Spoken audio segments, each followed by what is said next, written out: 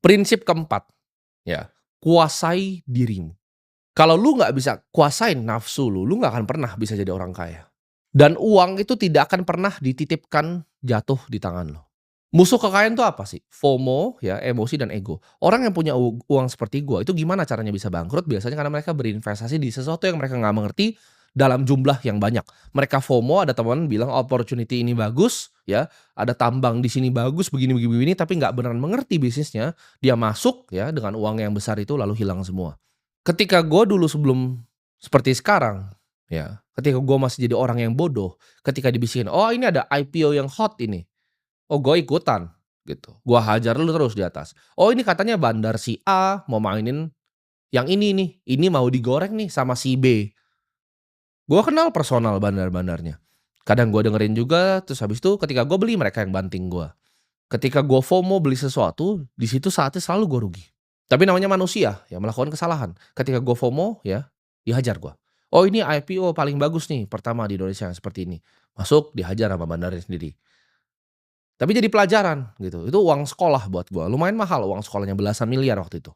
Di saat gue emosi, ya gue mau mendapatkan keuntungan berkali-kali lipat, di situ saatnya gue selalu kena kebakar. Jadi jangan gampang FOMO, kayak tadi, bahkan gue tahu gue dikerjain sama bandarnya, tapi gue nggak nyalain bandarnya, fair game kok. Walaupun dia ngomong ke gue kok beli. Ya dibilang dia jualnya nanti tunggu seminggu dulu, hari kedua langsung sesi 2 dia banting. Barang gue dibanting semua, ya. Gue telepon sekuritas gue bahkan minta beli di harga atas. Itu kalian bisa lakukan tuh sebenarnya. Jadi gue minta beli di harga di atas, sesi 2 jebret dibanting semua sama dia. Fair game, ya gue nggak nyalahin kenapa, karena gue yang lakukan sendiri, gue yang pencet tombol sendiri, itu keputusan gue sendiri. Semua keputusan investasi itu ada di tangan lu, bukan tangan orang lain, ya. Jadi ketika lu bisa kuasai diri lu nggak terpengaruh, karena lu nggak bisa nyalain orang lain ketika itu sesuatu yang lu lakukan.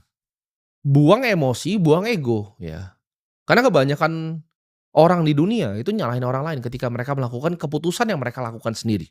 Disiplin itu ibarat otot, ya, harus dilatih setiap hari kalau mau berkembang.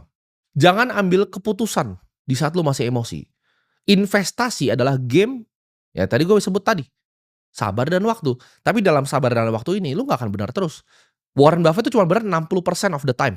4 dari 10 investasi yang dilakukan tuh gagal total. Jadi lu akan gagal gitu. Akan ada momennya di saat lu lihat ini, lu analisa dengan benar, lu taruh uang lu dan lu gagal. Tapi di saat itu lu harus mundur dulu. Lihat dulu, sabar dulu, jangan langsung emosi. Lihat posisinya. Karena kadang tesis lu benar, market bisa berkata sebaliknya. Pasti ada waktu untuk menang dan ada waktu untuk kalah. Ketika waktu lu itu giliran lu untuk kalah, jangan emosi lu mau balikin lagi. Di saat lu balikin lagi, lu kalah lagi, lu emosi lebih jelek lagi, lu kalah lagi, akhirnya uang lu hilang semua. Latih diri untuk sabar dan nikmatin prosesnya, jangan mau hasil yang cepat. Ingat ya, kuasai diri. Sederhana itu bukan berarti lu miskin. Ada orang ya yang kelihatannya punya segalanya tapi sebenarnya nggak punya uang. Ada juga orang yang kelihatannya sederhana, biasa-biasa aja, tapi punya harta kekayaan yang sangat luar biasa. Orang sukses adalah orang yang mampu berkata tidak. Nah, mampu berkata tidak itu adalah format dari disiplin. Ketika lu udah bisa kuasai diri lu bisa kuasai otot di diri lu yang namanya disiplin.